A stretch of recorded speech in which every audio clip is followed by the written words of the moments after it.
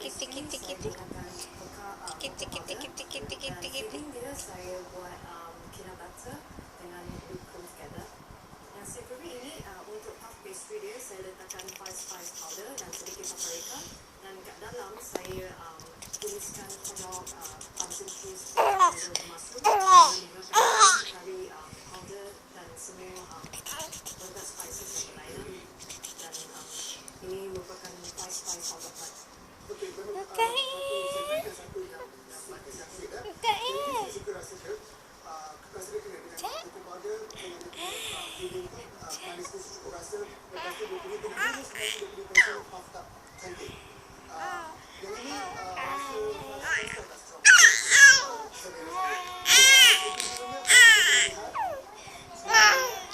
Siapa nama?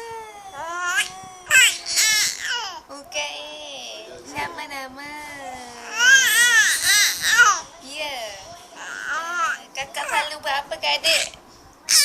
Ya, kakak selalu buat apa ke adik?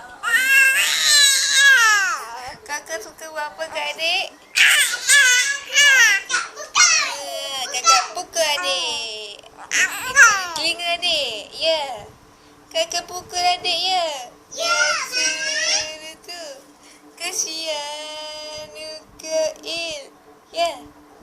Kasihan Ukail. Kakak suka buat apa? Kakak, mana kakak? Kakak mana? Tu kakak. Kakak tu buat apa?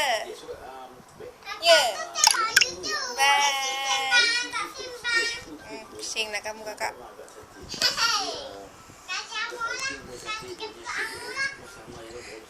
Kakak buat apa tu? Cerita apa? Best ke? Leduk tu apa? Bosan. Bosan sikit kenapa?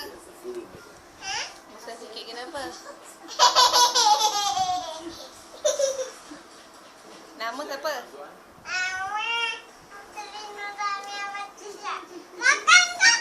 Tak, Ahmad nak rakam. Ambil gambar je.